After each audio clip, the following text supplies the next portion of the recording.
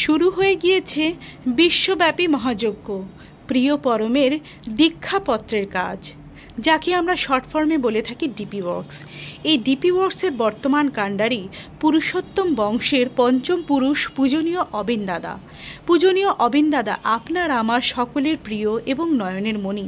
তিনি বর্তমানে আমাদের কাণ্ডারি হয়ে পথপ্রদর্শক হয়ে নিত্য দেখিয়ে দিচ্ছেন যে কিভাবে আমরা ইষ্টের কাজে যোগদান করব, কিভাবে আমরা এগিয়ে চলব। এই ডিপি ওয়ার্কস একমাত্র পন্থা যার মাধ্যমে আজকে আমাদের থেকে মূল থেকে ছিটকে যাওয়া সে সমস্ত সৎসঙ্গীদের আবার ফিরিয়ে আনা, যারা কিনা একদমই ঠাকুরকে ধরেও না ধরেই আছেন, অধরায় রয়ে গিয়েছেন ঠাকুর তাঁদের কাছে।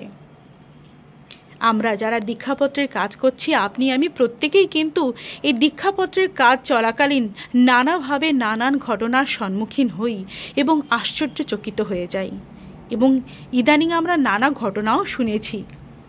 তো এইরকমই অনেক রকম ঘটনা আছে।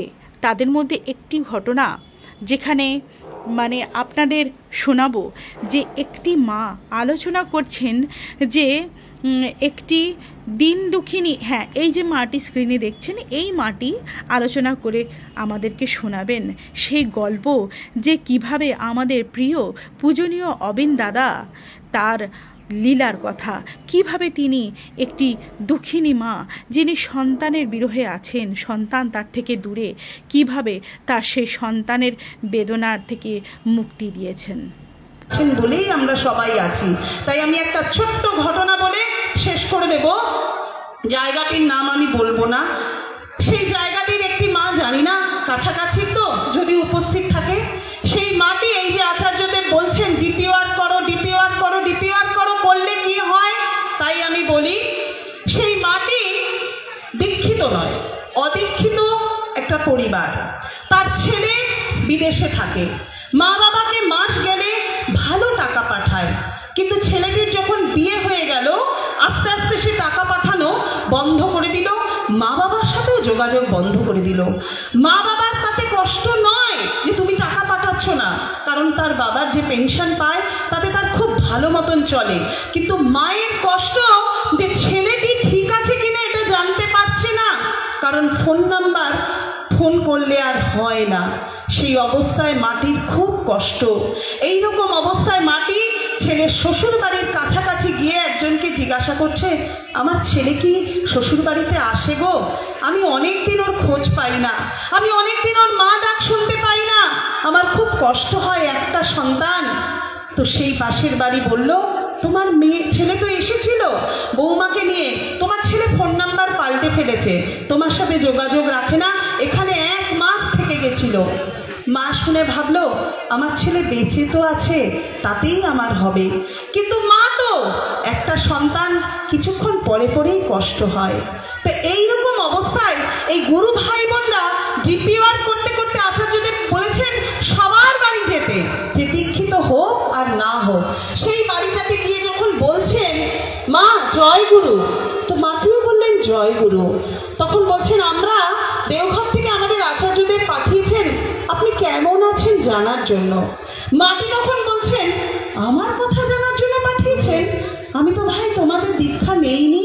বলছেন তিনি সবার কথা জানার জন্য আমাদের পাঠিয়েছেন, তোমা আপনি কেমন আছেন? বলছেন যার ছেলে বাইরে চলে যায়, মায়ের সাথে একটা যোগাযোগ করে না, কথা বলে না, খোঁজ নেয় না, সে কেমন থাকতে পারে বলতে পারো? খুব কষ্টে আছি, না মরে বেঁচে আছি, মরে গেলে শান্তি পেতাম। বলছেন মা একবার চলুন না আমাদের ঠাকুর বাড়ি ঘুরে আসবেন, দেওঘরে যাবেন। তো সেই মাটি ঠাকুর বাড়ি গেছে, যাওয়ার পরে মাটি যখন এই আচার্যদেবকে প্রণাম করলেন, ঠাকুর প্রণাম করলেন, সব প্রণাম করার পর পূজনীয় অবিন দাদার কাছে যখন প্রণাম করছেন, তখন অবিন দাদা প্রণাম করার পরে মাটিকে বলছেন ও মা ভালো আছেন? এই যে মা ডাকটা শুনলেন না, মাটির বুকটা কেঁপে উঠল। বলেন শোনেন না, কেউ আপনাকে ভালোবাসুক না বাসুক, যখনই মনে কষ্ট হবে, যখনই আপনার মনে হবে আপনাকে ভালোবাসার কেউ নেই, একটা জ্যাসিটির টিকিট কাটবেন আর চলে আসবেন আমার কাছে, আমি তো আছি, আসো।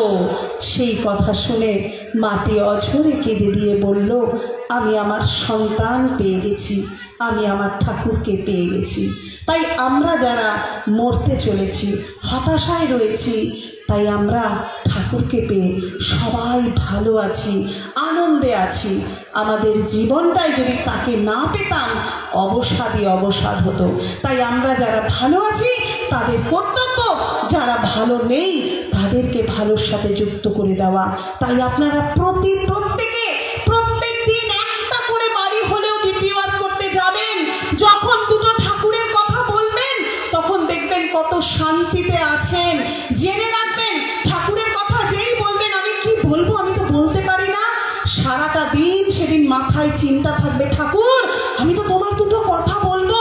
তখন দেখবেন আপনার কানে যদি কেউ কোনো কুকথা বলতে আসে, আপনার সেটা ভালো লাগবে না। থামো ভাই, আমাকে একটু ঠাকুর নিয়ে থাকতে দাও, আর ওই জীবন ভালো লাগে না। তাই আমরা প্রত্যেকে যেন প্রত্যেক দিন একটা করে মানুষকে ঠাকুরের কথা বলতে পারি, তার দয়ার কথা নিজের জীবনে যেটা পেয়েছেন সেটা বলতে পারি। তাহলেই আপনারা সুখে এবং শান্তিতে এবং ভালো থাকবেন। প্রত্যেকের মঙ্গল কামনা করে আমি আমার ইষ্ট প্রসঙ্গ আজকের মতন এখানেই শেষ করলাম। প্রত্যেককে জয়